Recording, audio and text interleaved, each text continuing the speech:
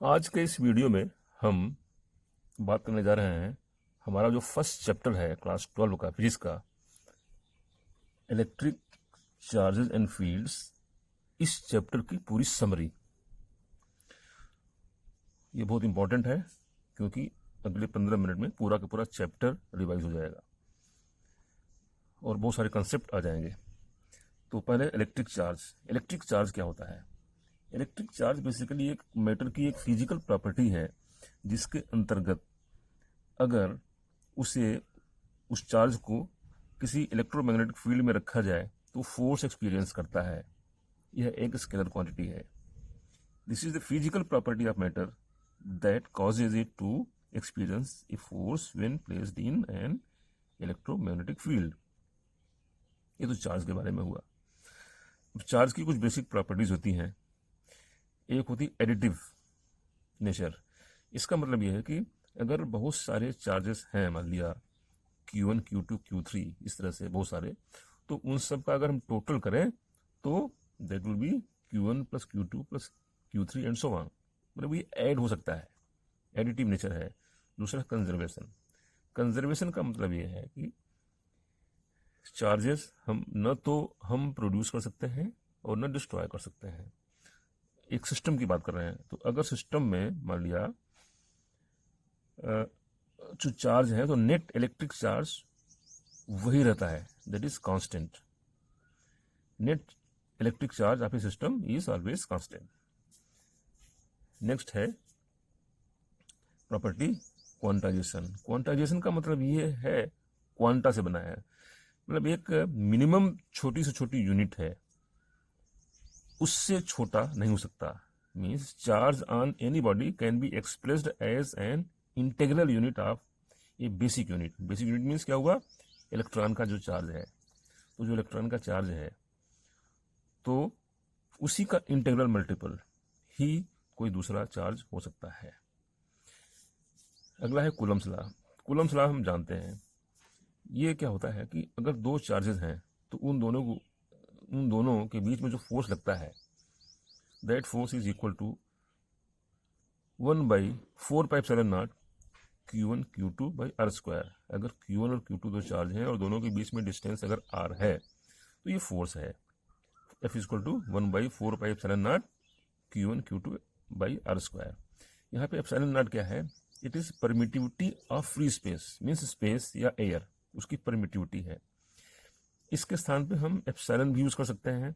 जहां पर कि कोई और मीडियम है मान लिया तो हम एप्सिलॉन यूज करेंगे। एप्सिलॉन क्या होता है? That is the permittivity of the specific medium जहां पे हमने चार्ज को रखा हुआ है। और एप्सिलॉन और एप्सिलॉन नॉट के बीच में एक होता है रिलेशन, दैट इज जहां पे एप्सिलॉन को हम कह सकते हैं, एप्सिलॉन जो होता है दैट इज एब्सोल्यूट परमिटिविटी। तो इन दोनों के बीच में रिलेशन क्या है? एक होता है डाइलेक्ट्रिक कांस्टेंट K, या उसको हम बोलते हैं रिलेटिव परमिटिविटी। तो K is equal to epsilon by epsilon naught, ये इसका रिलेशन है। तो हम जहाँ पे एप्सिलॉन नॉट है वहाँ पे हम अगर कोई दूसरा मीडियम है तो वहाँ पर हम K एप्सिलॉन नॉट हम यूज कर सकते हैं, जहाँ पे K क्या है? उस मीडियम की रिलेटिव परमिटिविटी। अगला है फोर्स बिटवीन मल्टीपल चार्जेस। अगर बहुत सारे चार्जेस हैं, जैसे मान लिया कि बहुत सारे charge Q1, Q2, Q3, Q4 बहुत सारे चार्ज है और किसी पॉइंट पर हमको इन चार्जेस के द्वारा फोर्स हमको निकालना है। इसका फोर्स F1 है, इसका F2 है, इसका F3 है, इसका F4 है। तो उस पॉइंट पर जो टोटल फोर्स होगा that will be equal to, total force will be equal to F1 plus F2 plus F3 इस एंड सो ऑन। इसका मतलब यह है कि किसी पॉइंट पे जो फोर्स होता है तो उन सब चार्जेस के द्वारा जो फोर्स होगा इंडिपेंडेंट है। मतलब एक चार्ज के द्वारा जो लगाया जाने वाला फोर्स है उस पॉइंट पर, उसका किसी दूसरे से कोई मतलब नहीं है। जब टोटल निकालेंगे तो सबका वेक्टर एडिशन हो जाएगा, इट इज वेक्टर एडिशन। ये तो हो गया फोर्स बिटवीन मल्टीपल चार्जेस। अगला है इलेक्ट्रिक फील्ड। इलेक्ट्रिक फील्ड क्या होती है? एक तरह से ये किसी चार्ज के चारों तरफ एक प्रभाव क्षेत्र है, एक एरिया है, एक फील्ड है जो जनरेट होती है। और ये जो जनरेट होती है फील्ड बेसिकली, वो उसको हम डिफाइन कैसे करते हैं कि उस चार्ज के चारों तरफ किसी पर्टिकुलर पॉइंट पे अगर हम यूनिट चार्ज रखें तो उस यूनिट चार्ज पर जितना फोर्स लगेगा that is called as electric field. ये उसकी डेफिनेशन है। लेकिन बेसिकली देखा जाए तो उसका एक प्रभाव क्षेत्र है basically. Electric field due to a charge q at a point in space may be defined as a force that a unit positive charge would experience if placed at that point। Unit charge अगर रखा है तो उस पर जितना force लगेगा तो उसको इलेक्ट्रिक फील्ड कहते हैं। और इसी को हम बोलते हैं electric field intensity. Basically electric field intensity क्या है? किसी पॉइंट पर किसी सोर्स चार्ज के द्वारा जो फोर्स लगता है किसी दूसरे चार्ज पर, तो जो फोर्स है पर unit positive charge, test charge जो कि वहाँ रखा हुआ है, that is called as electric field intensity. इसको हम इस तरह से देखते हैं। अगर मान लिया जैसे यहाँ पर एक पॉइंट है, मान लिया ये कोई सोर्स चार्ज है, मान लिया Q, और यहाँ पे अगर मान लिया कोई यहाँ पर एक टेस्ट चार्ज है जो कि बेसिकली बहुत छोटा होता है। टेस्ट चार्ज होता है वो इतना छोटा होता है कि पूरे सिस्टम पे कोई असर नहीं डालता, न तो Q पर कोई असर डालेगा और न तो जो इसकी इलेक्ट्रिक फील्ड जनरेट होगी उस पर कोई असर डालेगा। तो ये अगर मान लिया अगर फोर्स अगर मान लिया F जनरेट हुआ तो इलेक्ट्रिक फील्ड इंटेंसिटी जो होती है E will be equal to F by Q naught. ये हो गया उसका, ये वेक्टर क्वांटिटी है और इसका जो न्यूटन पर कूलम इसकी यूनिट है। अब हम देखते हैं इलेक्ट्रिक चार्ज के बारे में। Electric field due two point charge, तो इसके बारे में भी हम जानते हैं। कूलम्स लॉ के आधार पे फार्मूला डिराइव किया हुआ है, E equal to 1/4 pi epsilon naught Q by R square. यहाँ पे Q1/Q2 था तो वहाँ पे हमने A घटा दिया क्योंकि पर यूनिट चार्ज हमको उसमें होता है। तो ये हो गया E की, एक पॉइंट चार्ज अगर Q है तो उसकी वजह से जो इलेक्ट्रिक फील्ड जनरेट होगी that is E equal to 1/4 pi epsilon naught into Q by R square. अब अगर बहुत सारे चार्जेस हैं, मान लिया बहुत सारे चार्जेस हैं, तो उनकी वजह से किसी पॉइंट पर जो इलेक्ट्रिक फील्ड जनरेट होगी, मान लिया E है, मान लिया इसकी वजह से E1 है, Q2 की वजह से E2 है, इस वजह से E3 है मान लिया। तो इस पॉइंट पर अगर इलेक्ट्रिक फील्ड अगर निकालनी होगी E, तो E will be equal to सबका vector addition, E1 plus E2 plus E3 plus इन सबका वेक्टर एडिशन होगा। अब आगे बहुत इंपॉर्टेंट है electric field lines. Electric field lines क्या होती है? ये बेसिकली क्या होता है कि एक कर्व है। बेसिकली इलेक्ट्रिक फील्ड लाइंस एक कर्व है जिसको कि हम दिखाते हैं। पहले उसकी एक प्रॉपर डिफिनेशन देखने, पहले डीप में जाने के पहले। अगर मान लिया यहाँ पे प्लस Q चार्ज है, यहाँ पे माइनस Q चार्ज है, तो दोनों के बीच में ये इलेक्ट्रिक फील्ड लाइन जनरेट हो रही है। बेसिकली इलेक्ट्रिक फील्ड लाइन क्या है? This is the pictorial representation to show the electric field. ये ग्राफिकल रिप्रेजेंटेशन है जिसको कि हम ये जान सकें कि इलेक्ट्रिक फील्ड की डायरेक्शन क्या है। तो ये तो हो गया उसकी बेसिक डेफिनेशन। इसकी जो मेन डेफिनेशन है तो ये होता है इलेक्ट्रिक फील्ड लाइंस क्या होती है? This is a curve. वो कर्व इस तरह का है कि कर्व के किसी भी पॉइंट पे अगर हम टेंजेंट खींचें, टेंजेंट ड्रा करें, तो उस टेंजेंट की जो डायरेक्शन होगी that is the direction of the electric field at that particular point. कहीं भी किसी भी पॉइंट पे अगर हम ड्रा करें, अगर मान लिया टेंजेंट, तो टेंजेंट की जो डायरेक्शन होगी वो उस पॉइंट पे इलेक्ट्रिक फील्ड की डायरेक्शन बताती है। This is the definition of electric field lines. अब इलेक्ट्रिक फील्ड लाइन में क्या होता है? एक तो एरो होता है और क्या होता है कि इसकी डेंसिटी कितनी है। तो ये बताना, ये समझना बहुत जरूरी है क्योंकि आगे कई चैप्टर्स में काम आने वाला है, इंक्लूडिंग इलेक्ट्रिसिटी एंड मैग्नेटिज्म। आगे जो वाला चैप्टर्स हैं, जैसे मान लिया कि ये पॉइंट है चार्ज Q है, इससे इलेक्ट्रिक फील्ड जनरेट हो रही है। तो इलेक्ट्रिक फील्ड लाइंस जो है चारों तरफ जनरेट हुई हैं इस तरह से। यहाँ तो ने बहुत कम शो किया हुआ है। बेसिकली एक कूलम चार्ज से करीब 10 पावर 11 इलेक्ट्रिक फील्ड लाइंस जो है वो जनरेट होती हैं टोटल देखा जाए। तो इसमें देखिए दो चीज़ है, एक तो इसकी डेंसिटी हो गई, दूसरा इसका एरो हो गया। तो जो एरो है इसका ये तो दिखाता है डायरेक्शन।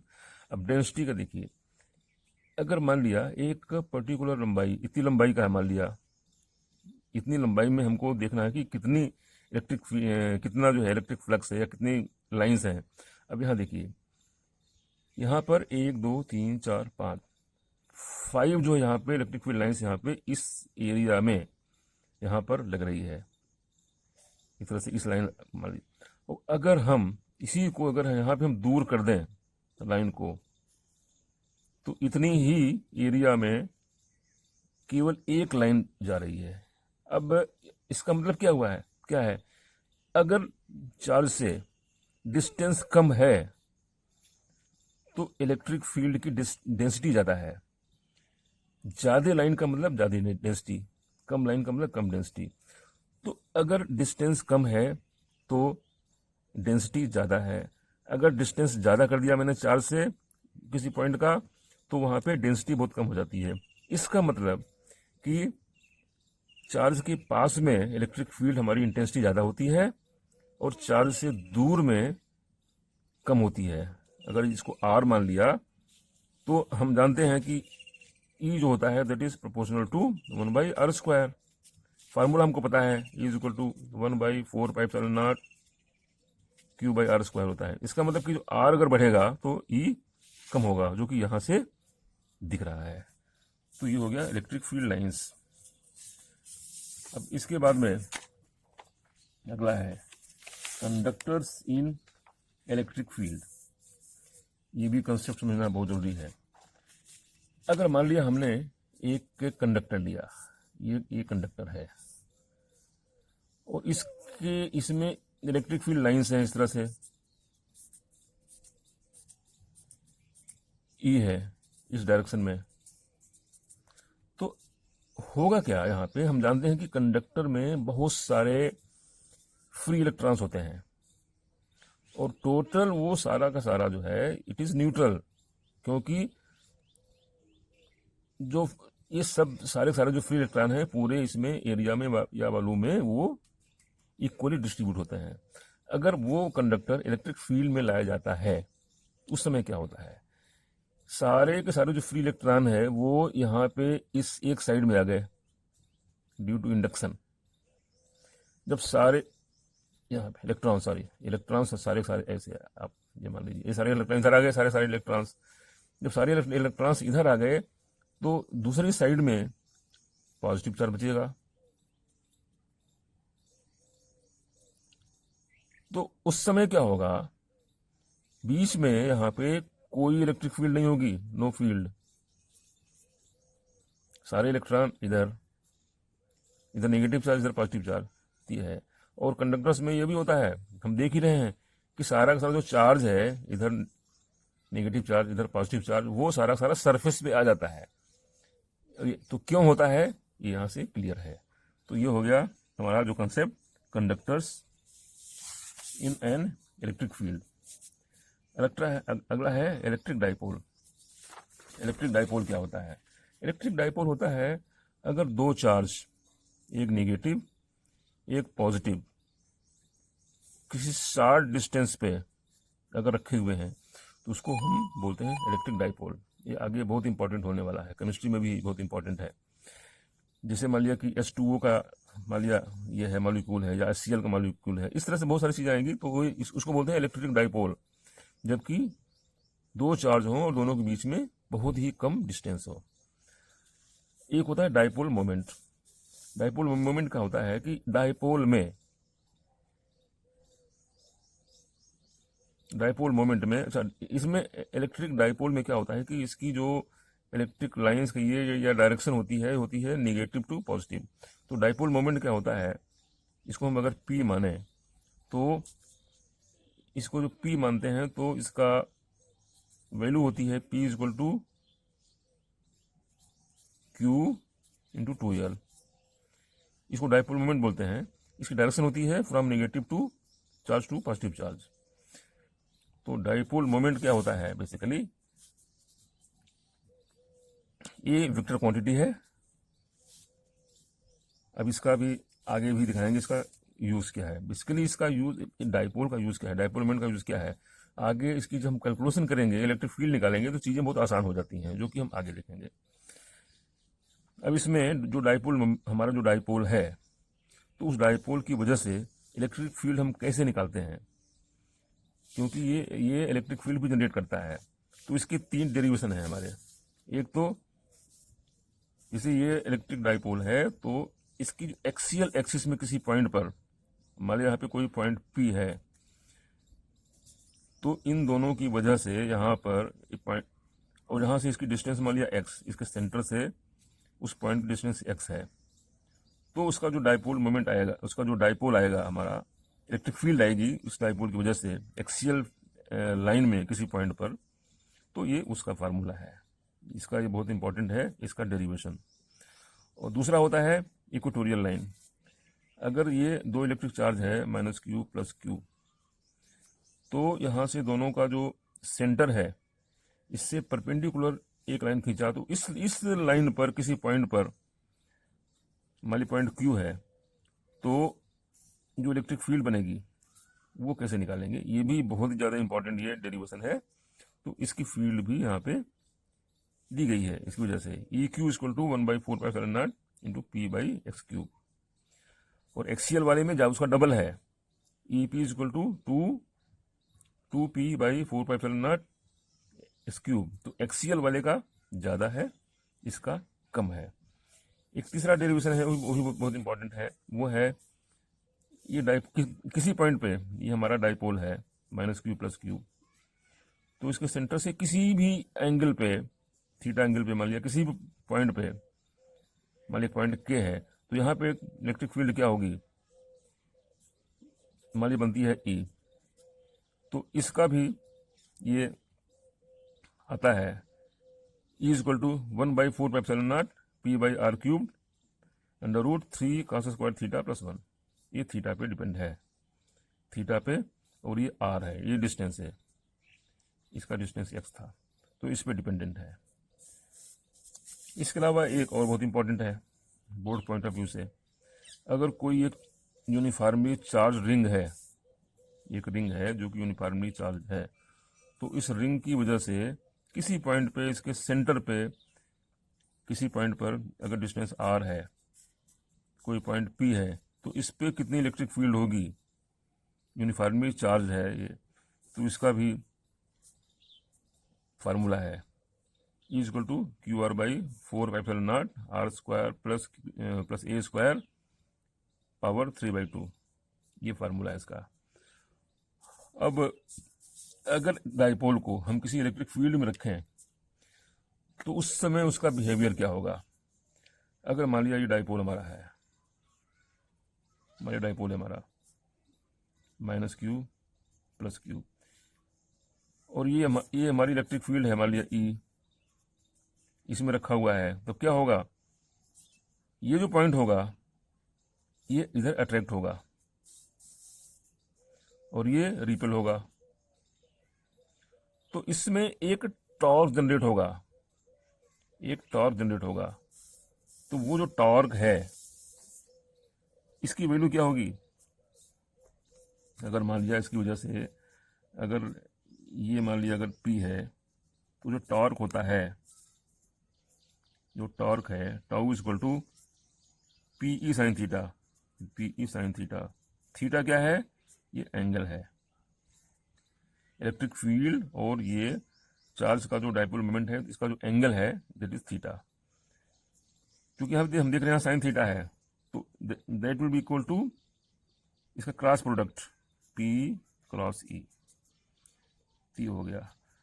अब इसमें एक और भी है, अगर मान लीजिए इस चार्ज को रोटेट करते हैं हम, तो रोटेट करने से जो वर्क डन है, वर्क डन कितना होगा, या उसमें एनर्जी कितनी हमारी जनरेट होगी, पोटेंशियल एनर्जी, तो इसका जो है that will be equal to work done तो वर्क डन इक्वल टू, या उसकी एनर्जी जो जनरेट हो रही है हमारी, स्टोर हो रही है रोटेट करने से, that will B P E cos theta 1 minus cos theta 2। Theta 1 क्या है, जो पहले एंगल था। थीटा 2 क्या है, जो एंगल बाद में हुआ। तो किसी एक एंगल से दूसरे एंगल तक अगर रोटेट किया जाए तो जो पोटेंशियल एनर्जी जनरेट होगी या जो कि जितना काम किया जाएगा, वर्क डन, वो इतना होगा। अब हम आते हैं इलेक्ट्रिक फ्लक्स पे, बहुत इंपॉर्टेंट। इलेक्ट्रिक फ्लक्स क्या है, जो टोटल जो इसकी लाइंस हैं, यहाँ हमने देखा यहाँ पे जो टोटल इलेक्ट्रिक फील्ड लाइंस हैं, उस किसी एरिया पे कितनी इलेक्ट्रिक फील्ड लाइंस किसी एरिया पे क्रॉस नॉर्मली क्रॉस हो रही हैं, उसको हम बोलते हैं electric flux. Total number of electric lines that normally pass through a surface, उसको हम बोलते हैं इलेक्ट्रिक फ्लक्स। अब इलेक्ट्रिक फ्लक्स पे इसका बहुत ज़्यादा इसका एप्लीकेशन है। इलेक्ट्रिक फ्लक्स में एक है गॉसेस थ्योरम। गॉस थ्योरम क्या होता है, surface integral of electric field intensity over A close surface in free space. अगर मान लिया ये चार्ज है, इसका मतलब ये है कि जैसे मान लिया कि एक चार्ज है Q, तो अगर ये इसको हमने मान लिया क्लोज सरफेस, तो टोटल कितनी इलेक्ट्रिक फील्ड लाइंस जो है हमारी किसी एरिया पे कितनी निकल रही है। अगर किसी एरिया पे मान लिया, किसी यहाँ पे एरिया मान लिया यहाँ पे ds, और ये इलेक्ट्रिक फील्ड है E, तो एज पर गॉसेस थ्योरम इलेक्ट्रिक फील्ड का जो टोटल सरफेस इंटीग्रल है जिसके अंदर की हमारा चार्ज है, तो जो टोटल सरफेस इंटीग्रल है that will be equal two cube epsilon not. यानी जो इसका जो टोटल जो फ्लक्स है, जो टोटल फ्लक्स कोई चार्ज है वो किसी गॉसियन सरफेस से इनक्लोज्ड है, तो उस चार्ज से जनरेट होने वाला जो टोटल फ्लक्स है that will be equal to electric field का सरफेस इंटीग्रल। सरफेस इंटीग्रल का मतलब कि E डॉट ds। ds क्या है, एक छोटा सा एलिमेंट है, एरिया है, उसको हमने लिया है। तो ये जो टोटल जो इलेक्ट्रिक फ्लक्स जो जनरेट हो रहा है that will be equal to Q by epsilon naught. This is the Gauss law. ये बहुत इंपॉर्टेंट है क्योंकि सीधे सीधे हमको इलेक्ट्रिक फील्ड इंटेंसिटी निकल आएगी या टोटल इलेक्ट्रिक फ्लक्स निकल आएगा। हमें क्या करना है कि केवल हमको एक गॉसियन सरफेस बनाना है और बना करके इलेक्ट्रिक फील्ड को हम पूरे सरफेस में हम उसका सरफेस इंटीग्रल निकाल लेंगे। So that will be equal two cube epsilon not. हमको चार्ज पता ही है तो हमको टोटल इलेक्ट्रिक फ्लक्स निकल आएगा। This is Gauss's law. अब इसका एप्लीकेशंस बहुत सारे हैं, तो उसमें कुछ एप्लीकेशन है।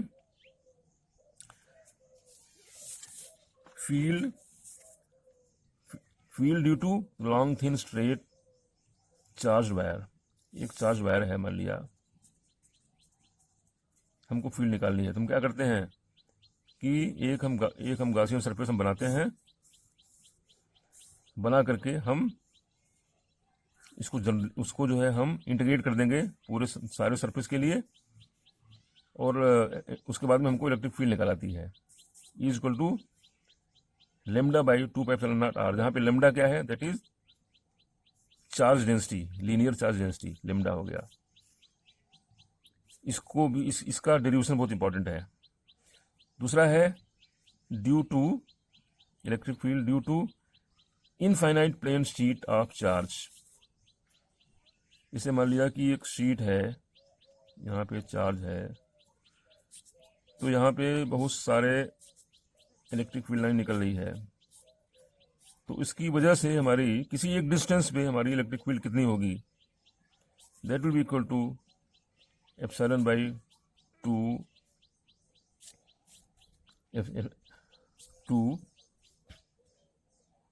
Sigma by 2 epsilon not.